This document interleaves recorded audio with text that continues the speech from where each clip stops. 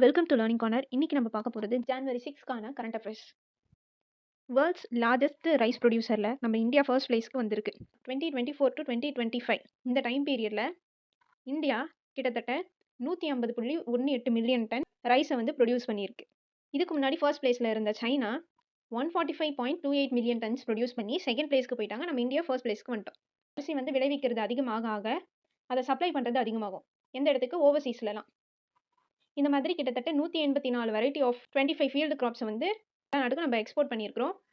இந்த 184 வெரைட்டியுமே ICAR, Indian Council of Agricultural Research, அவங்க டெவலப் பண்ணது தான் இந்த 184 வெரைட்டி. இதை அனௌன்ஸ் பண்ணது யாருன்னு பார்த்தோன்னா, நம்ம union agriculture minister Shivraj Singh Chouhan new டெல்லியில் அனௌன்ஸ் பண்ணார். 2023 2024 இயரில் நம்ம இந்தியாவில் அதிகமாக ரைஸ் ப்ரொடியூஸ் பண்ண ஸ்டேட் எதுன்னு பார்க்கும்போது தெலுங்கானா ஃபர்ஸ்ட் பிளேஸில் இருக்குது. 12.17% அவங்க தான் ப்ரொடியூஸ் பண்ணியிருக்காங்க. அடுத்தது உத்தரப்பிரதேஷ் 11.50, அடுத்தது West Bengal 11.06%. So Telangana, UP, West Bengal top 3ல நம்ம தமிழ்நாடு வரல. அடுத்தது ராஜஸ்தானில் ஒரு ரீஜனல் ஏஐ இம்பேக்ட் கான்ஃபரன்ஸ் நடந்துச்சு 6 ஜான்வரி.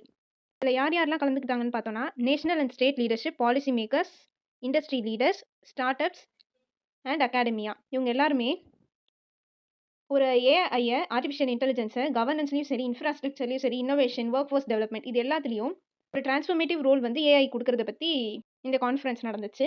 இது முக்கியமான ரீசன் என்னென்னா, இந்தியாவில் வந்து ஒரு AI impact summit Feb 15 to 20 வந்து நடக்கிறதா இருக்குது.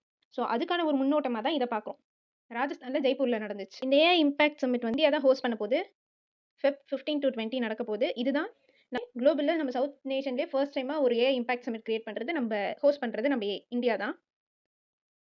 இதில் 140 கண்ட்ரீஸ் கிட்ட பார்ட்டிசிபேட் பண்ண போகிறாங்க. இதுக்கு முன்னாடியே நம்ம இந்த கரண்ட் அஃபேரை பார்த்துருக்குறோம். அடுத்தது second Khelo India beach games. இது வந்து 5th ஜான்வரி கோக்லா பீச் எங்கே இருக்குன்னா டியூவில் இருக்குது. அங்கே வந்து ஸ்டார்ட் ஆகிருக்கு. கிட்டத்தட்ட 2100 அத்லெட்ஸ் வந்து இதில் பார்ட்டிசிபேட் பண்ண போகிறாங்க. 8 டிஃப்ரெண்ட் ஸ்போர்ட்ஸ் வந்து இருக்க போகுது. இதை ஆர்கனைஸ் பண்ணது union territory of Dadra and Nagar Haveli and Daman and Diu, அந்த யூனியன் டெரிட்டரியும் under the technical supervision of Sports Authority of India, அப்புறம் நேஷனல் ஸ்போர்ட்ஸ் ஃபெடரேஷன். இவங்க 3 பேரும் சேர்ந்து தான் இந்த கேமை ஆர்கனைஸ் பண்ணியிருக்காங்க. இந்த ஈவெண்ட்டில் மொத்தமாக 8 டிஃப்ரெண்ட் ஸ்போர்ட்னு சொன்னோமா, அதில் வந்து 6 வந்து மெடல் ஸ்போர்ட்ஸ்.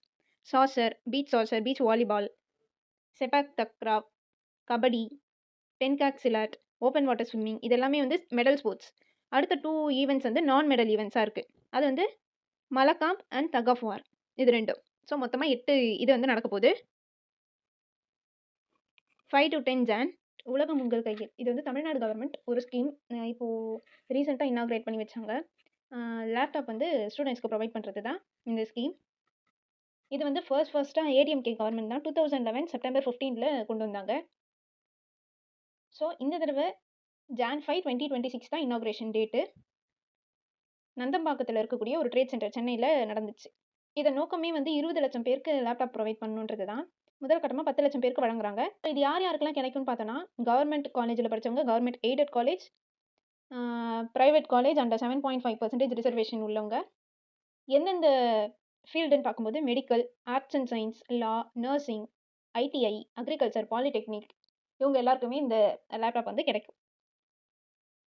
ஸோ எப்போ ஆரம்பிச்சாங்க? Jan 5, 2026 நந்தம்பாக்கம், சென்னை. 10 lakh கொடுத்துருக்குறாங்க. ஓவராலாக 20 lakh கொடுக்கணுன்றது எய்ம்.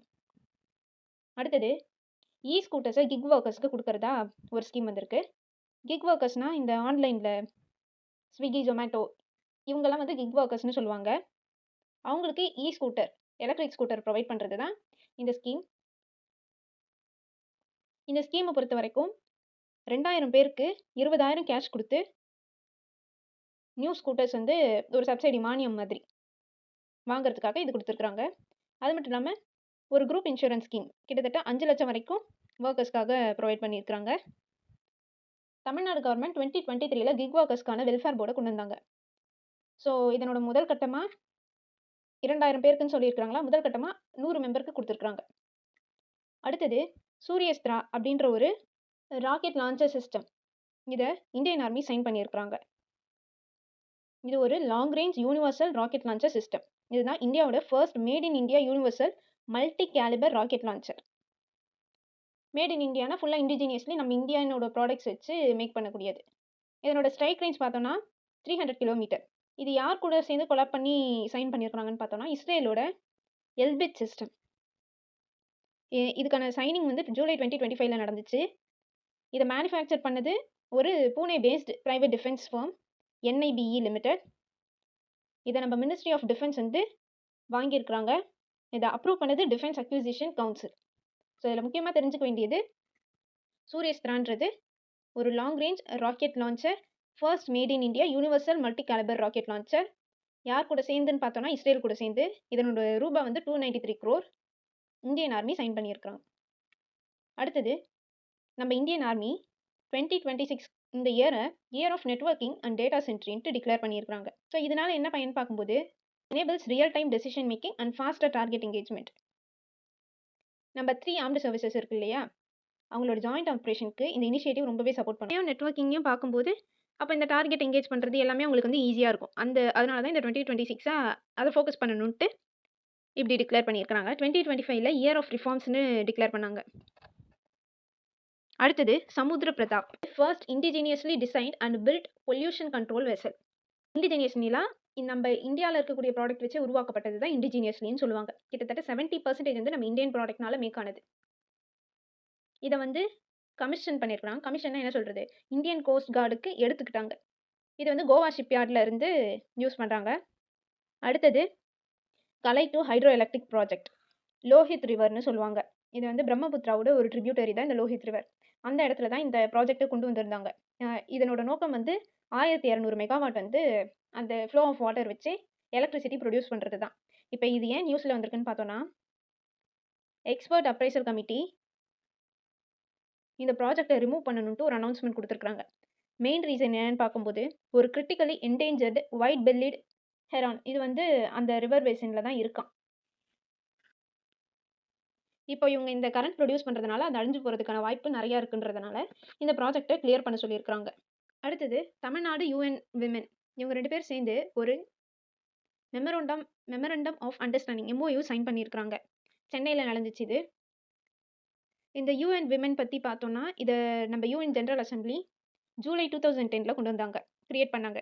இந்த சைனிங் எதுக்காக நடந்திருக்குன்னா, விமென் வெல்ஃபேரை ஸ்ட்ரென்தன் பண்ணுறதுக்காகவும், ஜெண்டர் ஈக்குவாலிட்டி கொண்டு வரதுக்காகவும், நம்ம தமிழ்நாட்டில் இன்க்ளூசிவ் டெவலப்மெண்ட் கொண்டு வரதுக்காகவும், இதெல்லாம் நம்ம தமிழ்நாட்டில் நடத்துறதுக்காக அவங்க வந்து இந்த MOU 2 பேர் சேர்ந்து சைன் பண்ணியிருக்கிறாங்க.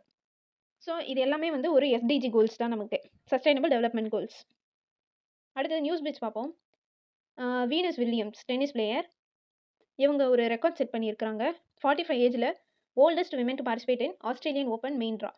இங்கே ஒரு அமெரிக்கன் பிளேயர், 7 டைம் கிராண்ட் ஸ்லாமோட சிங்கிள்ஸில் சாம்பியன் இவங்க. அடுத்தது அமித்ஷா வந்து 2 ப்ராஜெக்ட்க்கு ஃபவுண்டேஷன் அடிக்கல் நாட்டிட்டு 9 ப்ராஜெக்டை இனிஷியேட் பண்ணி வச்சுட்டு வந்திருக்கிறாரு. எந்த இடத்துலன்னு பார்க்கும்போது Andaman and Nicobar island. Inaugurate பண்ணி வச்ச அந்த முக்கியமான ப்ராஜெக்ட் என்னன்னா, இன்டகிரேட்டட் கமாண்ட் அண்ட் கண்ட்ரோல் சென்டரை அந்தமான் அண்ட் நிக்கோபார் ஐலாண்டில் இனிஷியேட் பண்ணியிருக்கிறாரு. இதனோட மொத்த ரூபா பார்த்தோன்னா 229 crore. ஓவரால் அமௌண்ட், அதாவது இந்த ப்ராஜெக்ட் இல்லாமல் மற்ற அந்த 9 ப்ராஜெக்ட் எல்லாமே சேர்த்து 373 கோடி. ஸோ இது என்ன ரீசன் பார்க்கும்போது, ஒரு குளோபல் டூரிசம் ஹப்பாக அந்தமான் அண்ட் நிக்கோபார் மாற்றணுன்ற நோக்கத்தில் தான் இந்த மாதிரியான டெவலப்மெண்ட் ப்ராஜெக்ட்ஸ்லாம் கொண்டு வராங்க. அடுத்தது world day of war orphans 2026 இது Jan 6 அப்சர்வ் பண்ணுறாங்க. இந்த டே எதுக்கு முக்கியமாக செலிப்ரேட் பண்ணுறாங்கன்னா, நிறைய போர் நடக்குது நம்ம உலகத்தில். அதனால அதிகமாக பாதிக்கப்படுறது யாருன்னு கேட்டால் குழந்தைங்க தான். அந்த மாதிரியான குழந்தைங்களுக்கு ஒரு கேர், செக்யூரிட்டி, அவங்கள திரும்ப கொண்டு வந்து ஒரு இடத்துல வளர்க்கணும். இந்த மாதிரியான விஷயங்களுக்கெல்லாம் கவர்மெண்ட்டாக இருக்கட்டும், நம்ம சொசைட்டியாக இருக்கட்டும், எந்த அளவுக்கு அவங்கள பார்க்கணுன்ற நீடை புரிய வைக்கிறதுக்கு தான் இந்த நாள். இந்த வேர்ல்ட் டே ஆஃப் வார் ஆர்ஃபன்ஸை ஃபர்ஸ்ட்டாக இந்த டேவை டிக்ளேர் பண்ணவங்க யாருன்னு பார்த்தோன்னா, SOS இன்ஃபேன்ஸ் என் டிட்ரெஸி அப்படின்றது தான் அந்த ஆர்கனைசேஷனோட ஒரு நேம். அடுத்தது ஃபவுண்டேஷன் டே ஆஃப் BIS என்னது, பியூரோ ஆஃப் இந்தியன் ஸ்டாண்டர்ட்ஸ். இவங்களோட ஃபவுண்டேஷன் டேன்னு பார்த்தோன்னா Jan 6 தான். 1947 உருவாக்குனாங்க. அப்போ உருவாக்குனப்போ ISIன்னு உருவாக்குனாங்க அந்த டைமில். BIS ஆக்ட் ISIன்னு ஆரம்பித்தது தான் இந்த BIS. Jan 6, 1947 உருவாக்குனாங்க. ஸோ அந்த ஃபவுண்டேஷன் டே தான் இந்த 2026 79th ஃபவுண்டேஷன் டே. இது இல்லாமல் BIS ஆக்ட்னு ஒன்று இருக்குது, 1786 கொண்டு வந்தாங்க. இந்த லீகல் ஃபவுண்டேஷன்ட்டு ஒன்று இந்த BIS ஆக்ட்டுக்கு கிடைச்சதுன்னு பார்த்தோன்னா 2016 தான் கிடைச்சது. தேங்க்யூ. இந்த மாதிரி நிறைய கண்டென்ட்க்கு மறக்காமல் லேர்னிங் கார்னர் சப்ஸ்கிரைப் பண்ணுங்கள். இந்த வீடியோ உங்களுக்கு பிடிச்சிருந்தா உங்கள் ஃப்ரெண்ட்ஸ்க்கும் ஷேர் பண்ணுங்கள் அண்ட் லைக் பண்ணிட்டு போங்க. தேங்க்யூ.